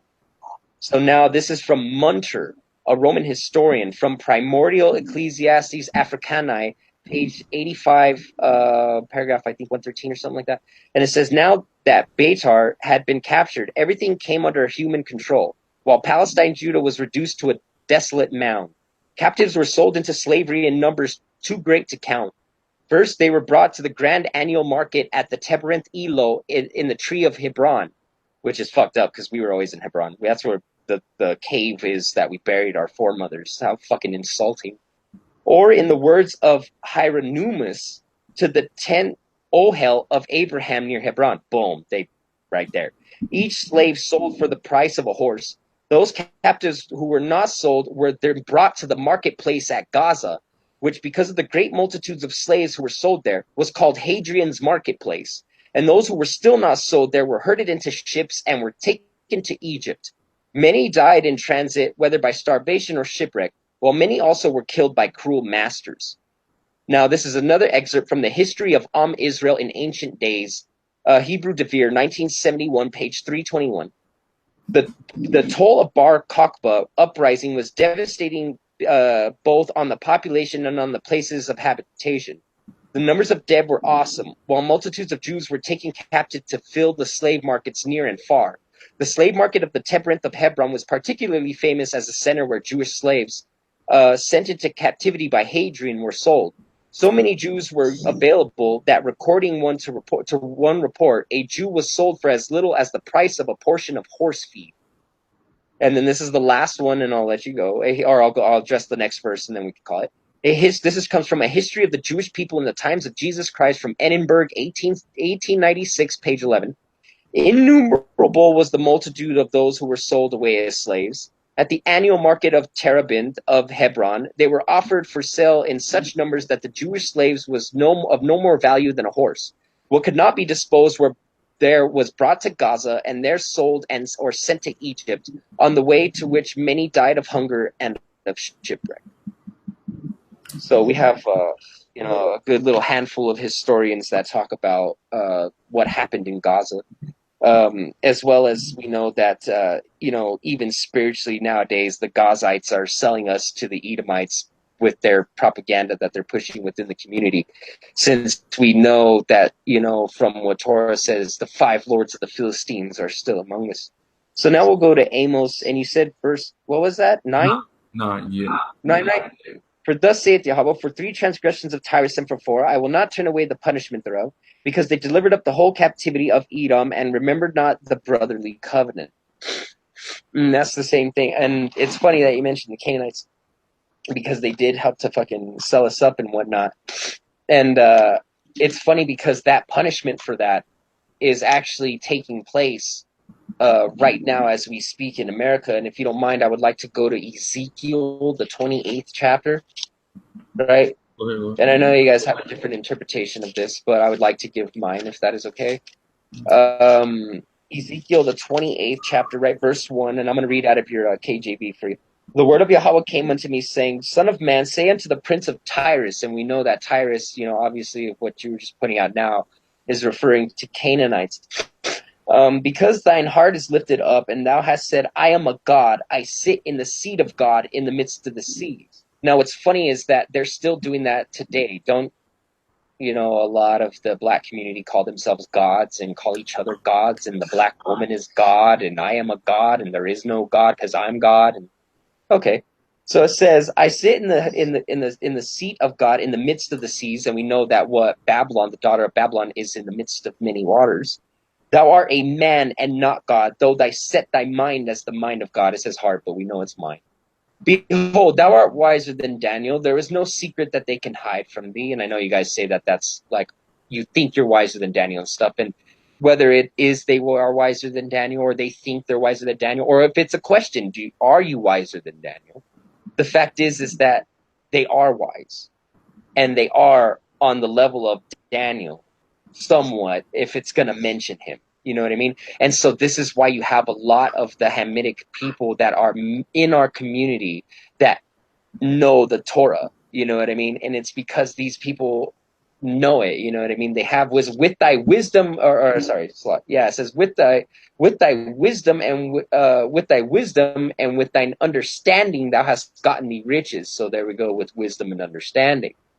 So these people do have wisdom and understanding. So this is why people are like, oh, well, why can they break down the scripture? Because they fucking have wisdom and understanding, like goddamn Daniel. Not only that, but they're being fed by Amalek to push propaganda and to push this shit amongst our community. Just like I didn't get to bring that up, but the Hebos poster, I caught that of being a fraud. That blatant to push an agenda. And it's like, well, why? We need to start asking these questions.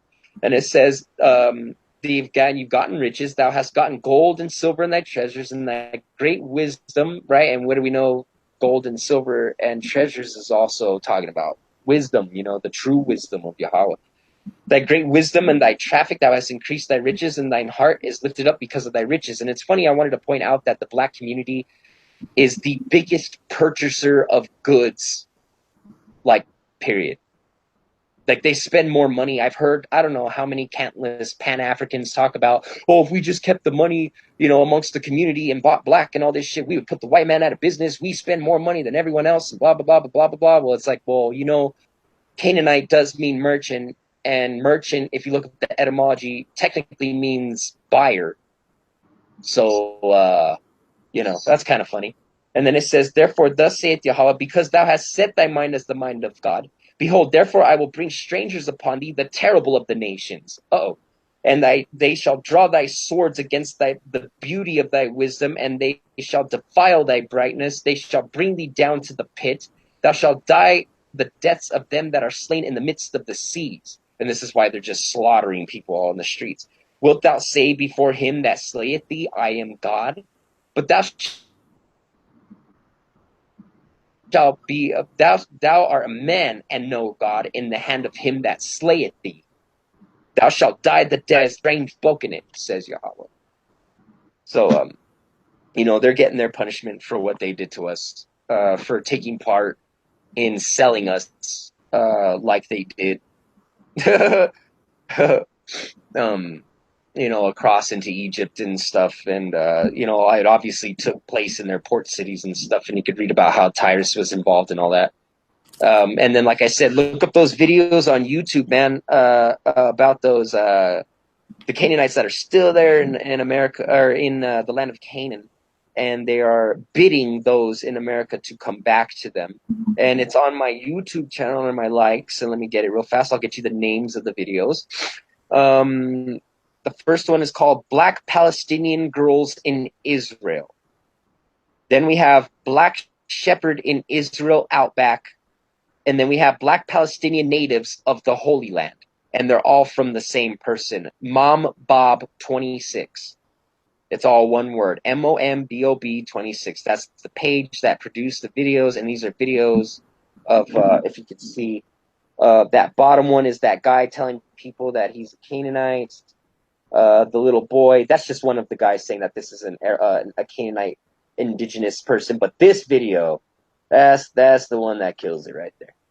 But so I made a documentary. A Muslim dude, made a documentary going into Israel and interviewing certain different people. Like one dude was claiming to be like a actual Philistine. Boom. Then you had one that was saying he was Israelite. So there's certainly a differentiation, and remnants still, of course, for the most part, Esau and Ishmael, the Arabs have done a tremendous job of pushing people out and displacing people. But of course, there's always going to be those a residue. Those dudes are gnarly, man. Like, those guys they definitely did a job on everybody. Honestly, man. Like Ishmael, Ishmael and Esau, man. Especially Amalek, dude. Those guys completely fucking demolished the earth. You know what I mean? Put people through all kinds of hell. Still fucking doing it.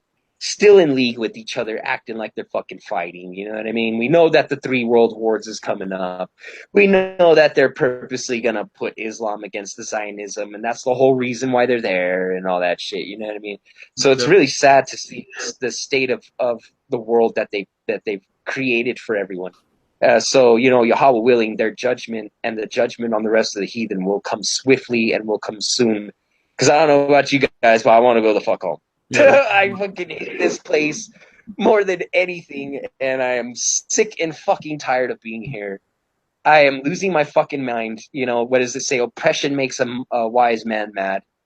And I'm fucking losing it, dude. And I hate this place. And it's just disgusting everywhere you go. All you see is fucking abominations. And, I think we should all start praying towards Jerusalem, to Yahweh, for us to get the fuck up out of here already, dude. I think we need concentrated people praying, you know what I mean? And we need actual effort to getting back to the Torah and the commandments and all that stuff, man, because that's the only fucking thing that's going to get us out of this shit. Because to me, it's been too long, in my opinion, my personal retarded opinion. I've been here. We've all been, in the words of Tahar, quote, "You niggas been into America too goddamn long," and I totally agree with that shit. That's like my favorite quote of his ever. And I totally agree. We've all been in America too goddamn long, and it's time to go the motherfucker home. So, thanks for having me on.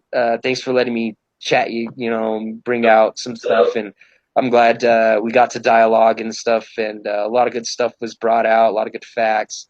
I would love to do so again about other topics as well. You know what I mean? Just even temple, Torah, laws, whatever we have, man. There's so many things to talk about in the Torah. It's an endless world of information, you know what I mean? That it'd be good to start edifying the people and bringing out hardcore facts. Like, we could go over the Exodus, start bringing out all them facts hardcore, because I just mentioned them. And, anybody could hit me up on Facebook. I have posts of all this shit with all the facts in them that I could tag people in and lead them to easily. I also have a bunch of videos, like you said, and then I have whatever facts I don't have on posts and videos I have written, or I could tell you where to go to find them. And I think it would be good for us to start bringing out facts like that, bringing out archaeology to prove to our people that we did fucking exist. You know what I mean? Like, just stuff like that to kind of lift the spirits of our people, bro. Because, like, right now, everybody, I don't know. If I feel that way, I figured everybody else feels that way. Like, I feel like shit. So I'm sure everybody else feels like shit. So it'd be kind of nice to get, like, a little fucking upper, a little boost, every now and again. Especially because everybody's always used to arguing and doing a WWF fucking match all the time, That's why the beauty of it. I'm marketing it like it was a WWE match, but I didn't have the intentions of being it like that. Right. But I know the title and the video third way is going to bring it's going to bring them in. Right. And this is a lot more peaceable, and a lot more information gets brought out instead of everybody just yelling at each other and trying to overtalk each other and blah, blah, blah. And granted, like, we may have each one of us. Because niggas on Facebook typing, "Nigga, fuck you." You get frustrated, man. You still throw the phone down.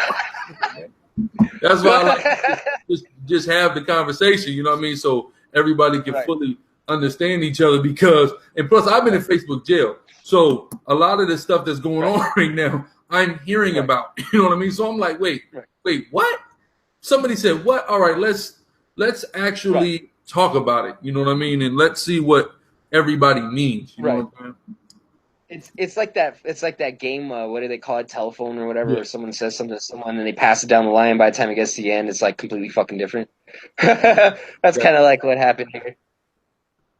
But So thanks for letting me come on and explain myself. Not a lot of people give me that opportunity, so I appreciate that for sure.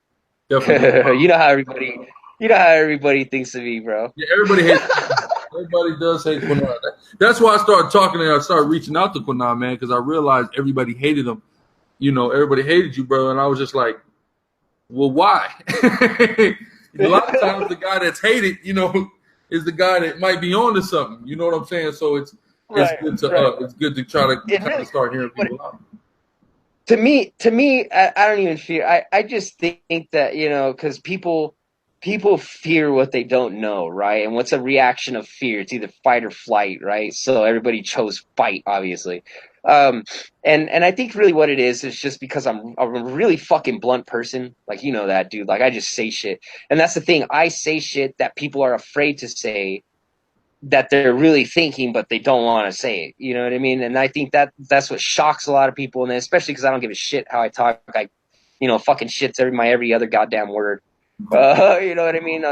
Just the way I talk and stuff, and just the information that I present, it really challenges a lot of what people have known as truth for the longest time. So I understand, and I don't blame anybody for fucking wigging out on me and thinking all kinds of shit. But like I said, that's why I appreciate people like you, and people like Ayash, because Ayash gave me a chance. Jose Vega, shout out to all the brothers. Of course, my Tor family, man, the Yakad, my Anna and all her family, Hayaman and all his family, Magan, you know, Dan, he's still hanging around there somewhere. You know what I mean? All the brothers Kazawan, everybody. Sorry if I forgot your names and all that stuff. I don't want to keep wasting time, but shout out to everybody that actually sat there and was like, okay, you know what? Let me just talk to this motherfucker. You know what I mean? And 9 times out of 10, when people actually sit there and talk to me, they're like, oh, actually, you're actually a pretty cool dude, man. You know what I mean? So I really appreciate that. So, thought would offer that for sure. Yeah, definitely, man. I appreciate it. I hope everybody in the audience was edified through the spirit, man, and it was enjoyable for sure. So yeah, if Lord willing, most I will, we could get more of these set up. Like I said, I'm in Facebook jail right now, but Right. Howard Hakad, the deacon, is always a quick way to get in touch with me. Me and him is on the phone 12 hours a damn day. Okay. He's always a great me, you know. Right, right. Well, yeah, yeah. If let me know when you're out of Facebook jail, man. We'll chop it up. Talk about some shit. I wanted to show you some stuff that I had found in the Hebrew and stuff like that recently. Yeah, you Because I can know send it to me too. You can send it to my inbox. You can always send stuff to my inbox. I just can't respond through my inbox. That's the only thing. Right, right, right, right. Okay. Well, yeah, I'll send you some stuff that you might find interesting. Some stuff that I found. Because I know you're into the Hebrew and stuff, and you're one of the only brothers out there that actually kind of knows a little bit what the fuck he's doing, because everybody else kind of doesn't know jack. So like I like to share with other brothers that are into the Hebrew. And then but if not, if I have to get a hold of you, talk to you, whatever, I can hit up Haka. But if not, hit me up when you get out of Facebook jail and that shit, and we'll chop it up for sure. Definitely for And I sure. just wanted to say real quick, for everybody, Kawal Yudai Hawa, all praise Yahweh for letting this go down tonight, because schedules are hard. People have families, people have work. I had work today and I have work tomorrow and the next day and the next day and the next day. So, you know what I mean? So, how it goes. And so that just for us to be able to even fucking find the time to do this is amazing. Yahweh definitely bless us with that. So thanks to him, thanks to you guys for having me on, and hope everybody, big shalom to everybody, and stay tough, man. Stay with Yahweh. God, shalom. I thank everybody who tuned in. As well as a brother, man. Of course, we got to give all praise to Yahweh, by Hashem Yahweh Shai, and we say shalom.